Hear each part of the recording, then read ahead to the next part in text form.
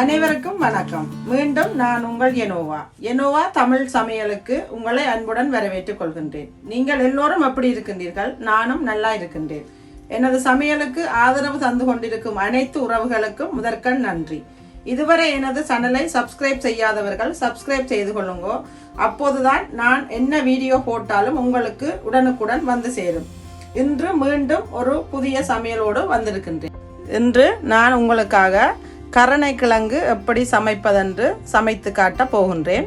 இதுக்கு தேவையான பொருட்களை நாங்கள் பார்ப்போம். நாங்கள் இலங்கையில் இப்படித்தான் இந்த கிழங்கை நாங்கள் சமைப்போம். இதுக்கு தேவையான பொருட்களை பார்ப்போம். நான் இதில் ஒரு அரைவாசி துண்டு கருணைக்கிழங்கு எடுத்து வச்சுக்கிறேன். ஒரு கிட்டத்தட்ட ஒரு 1/2 கிலோவுக்கு கிட்ட. மற்றது ஒரு பூடு உள்ளி எடுத்து வச்சுருக்கிறேன். மற்றது இதில் தேவையான அளவு உப்பு, 1 தேக்கரண்டி பெருஞ்சீரகம், 2 தேக்கரண்டி வெந்தயம், மற்றது இதில் 2 மேசக்கரண்டி கறித்தூள், அதாவது நான் சூர்யா கறி பவுடர் பாவிக்கிறேன். மற்றது 1 தேக்கரண்டி கடுகு, மற்றது இதில் 2 தேக்கரண்டி மஞ்சள் தூள், மற்றது இங்கே கருவேப்பிலை, இதில் 2 பெரிய வெங்காயம் வெட்டி வச்சுருக்கிறேன். நான் இந்த கருணைக்கிழங்கு இன்றைக்கு பொரிச்சுத்தான் நான் குழம்பு வைக்க போகிறேன். அப்போ பொரிக்கிறதுக்கும் இதில் நான் பிரட்டுறதுக்கும் மஞ்சள் தூளும் மிளகாத்தூளும் இதில் எடுப்பேன். இப்போ பார்ப்போம் எப்படி இதை வெட்டி சுத்தம் செய்யுது. இப்போ நான் இந்த கருணைக்கிழங்கை வெட்டி சுத்தம் செய்ய போகிறேன். இது நோம்பலாக நீங்கள் கையில் தேங்காய் எண்ணெயை பூசி போட்டு தான் நீங்கள் இதை வெட்டணும். இல்லையாண்டா கையில் வந்து உங்களுக்கு சொரியும். அப்போ நான் இது கையில் க்ளவுஸை போட்டுட்டு தான் இதை நான் வெட்டி சுத்தம் செய்ய போகிறேன். முதல்ல நாங்கள் இதை தோலை சீவணும்.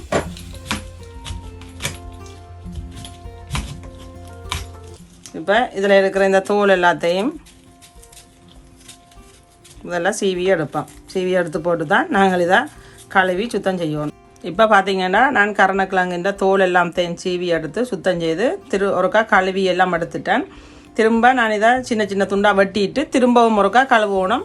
இப்போ நோம்பலாக மரக்கறியை கழுவிட்டு வெட்டணும், வெட்டிட்டு அப்புறம் கழுவக்கூடாது. ஆனால் இதை ஒருக்கா கழுவணும். என்னென்னா இல்லையண்டா உங்களுக்கு கடிக்கும் இது. அப்போ நான் இப்போ இதை சின்ன சின்ன துண்டு துண்டாக வெட்ட போகிறேன்.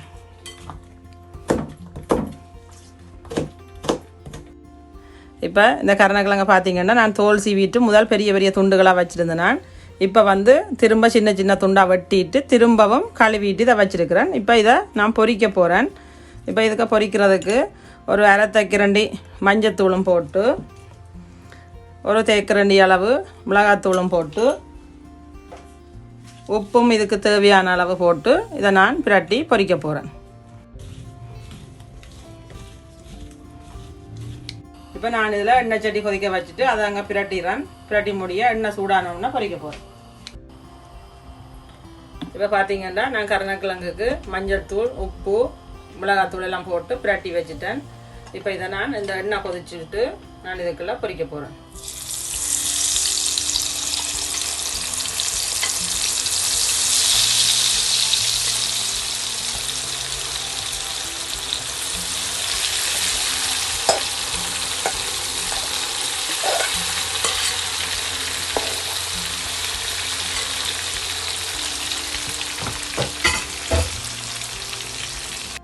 இப்போ எண்ணெய் சட்டி வந்து அங்கால ஒரு பக்கத்தில் எண்ணெய் சட்டி வந்து இதில் பொரிஞ்சு கொண்டு இருக்குது. அதுக்குள்ளே நான் இங்கே கறிக்கு தேவையானதை நான் தாளிக்க போகிறேன். இப்போ நான் இதுக்கு மண் சட்டி ஒன்று தான் எடுத்து வச்சுருக்கிறேன். இந்த மண் சட்டி சூடான அப்புறம் நான் எண்ணெய் விட போகிறேன். இப்போ சட்டி அங்கே மண் சட்டி சூடாகிறதுக்கு இடையில் நாங்கள் இந்த வெங்காயத்தை வந்து வெட்டுவோம் வதக்குறதுக்கு.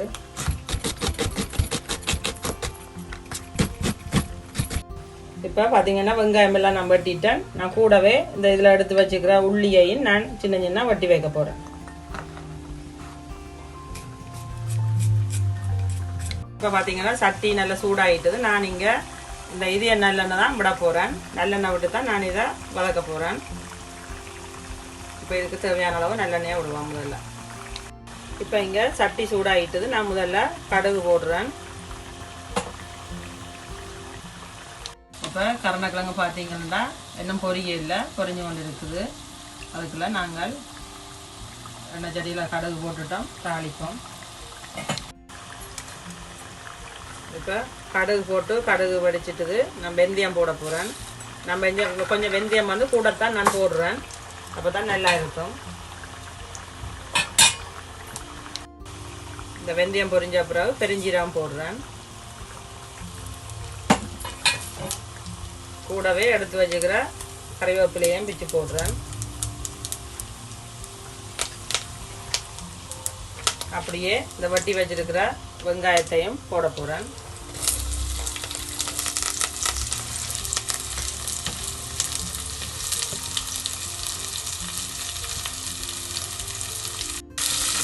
இப்போ இந்த வெங்காயம் வதங்குறதுக்காக நான் குயிக்காக வதங்கணுன்றதுக்காக நான் ஒரு கரண்டி உப்பு போடுறேன். உப்பு போட்டிங்கன்னு சொன்னால் குயிக்காக வெங்காயம் வதங்கிடும். இதுக்கு நீங்கள் நல்ல சின்ன வெங்காயம் போட்டிங்கன்னா இன்னும் சுவையாக இருக்கும். மற்றது பொரிச்ச குழம்பு இப்போவும் மண் சட்டியில் வச்சா அதுக்கு ஒரு தனி சுவை இருக்கும். நீங்களும் இப்படி மண் சட்டி இருந்தால் மண் சட்டியில் சமைச்சு பாருங்க, நல்லா இருக்கும். இப்போ வெங்காயம் நல்லா வதங்கட்டு மற்ற அடுப்பில் கருணக்கிழங்கும் பொரிஞ்சு கொண்டு இருக்குது. நாங்கள் பார்ப்போம். இப்போ பார்த்தீங்கன்னா வெங்காயம் போட்டது கொஞ்சம் பொரிஞ்சு கொண்டு வந்துட்டுது. இந்த டைமில் நான் இதில் வெட்டி வச்சிருக்கிற இந்த உள்ளியையும், அதாவது பூண்டு வெட்டி வச்சிருக்கிறேன், இதையும் நான் இதுக்குள்ளே போட்டு வதக்க போடுறேன்.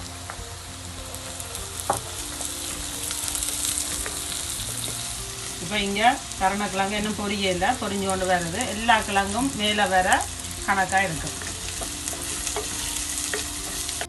நான் உங்களுக்கு முதல்ல சொல்ல மறந்துட்டேன். ஏன்னா இதை நான் சுடுதண்ணியில் போட்டதால் நான் அதை சைட்டில் வச்சுட்டேன். இதுக்கு ஒரு நெல்லிக்காய் சைஸ் அளவு பழப்புளியும் தேவை. இதை நான் சுடுதண்ணியில் ஊற போட்டு வச்சிருக்கிறேன். நாங்கள் பிறகு விடுவோம். இப்போ பார்த்தீங்கன்னா கருணக்கிழங்கு பொரியல் ரெடி ஆகிட்டுது. இப்போ நான் இதை வழியில் எடுக்க போகிறேன். இப்போ இங்கே கருணக்கிழங்கு எல்லாம் பொரித்து நான் வெளியில் எடுத்துட்டேன். இனி நாங்கள் அடுப்பில் இருக்கிற இந்த தாளிச்சதை பார்ப்போம். இப்போ பார்த்தீங்கன்னா இங்கே இந்த தாளிச்சதும் ரெடி ஆகிட்டுது. இனி நாங்கள் இதுக்குள்ள அடுப்பை நல்லா ஸ்லோவில் விட்டுட்டு நான் இதுக்கு தூள் போட போகிறேன்.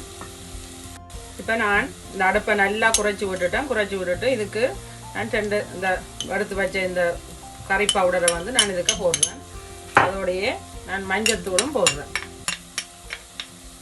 இப்போ இது ஒருக்கா இந்த எண்ணெயில் நல்லா ஒருக்கா கலந்து பிரட்டி விட்டுட்டு நான் இப்போ இந்த கரைச்சி வச்சிருக்கிற புளியை விட போகிறேன். இப்போ பார்த்தீங்கன்னா புளி இதில் சுடுதண்ணியில் போட்டு நல்லா கரைஞ்சிட்டுது. இதை நான் வடிவாக கரைச்சி போட்டு இதுக்கு விட போகிறேன். நான் இதுக்கு புளியெல்லாம் கரைச்சி விட்டுட்டேன். இப்போ இந்த மசாலா எல்லாம் அவிகிறதுக்கு தேவையான அளவு தண்ணி விட போகிறேன். நான் இங்கே தண்ணி விடாமலுக்கு சுடுதண்ணி போட்டு தான் விடுகிறேன். அப்போ குயிக்காக அவங்களுக்கு கொதிச்சிடும்.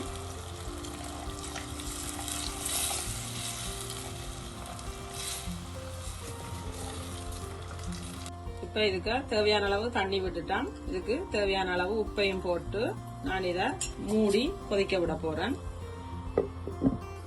இப்போ நாங்கள் இதை ஓபன் பண்ணி பார்ப்போம் அப்படி இருக்குண்டு.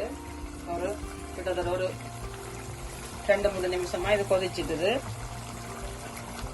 இப்போ இதை நல்லா கொதிச்சிட்டு இந்த டைம்ல நான் இந்த பொரிச்சு வச்சிருக்கிற கருணக்கிழங்க இதுக்கெல்லாம் போட போறேன்.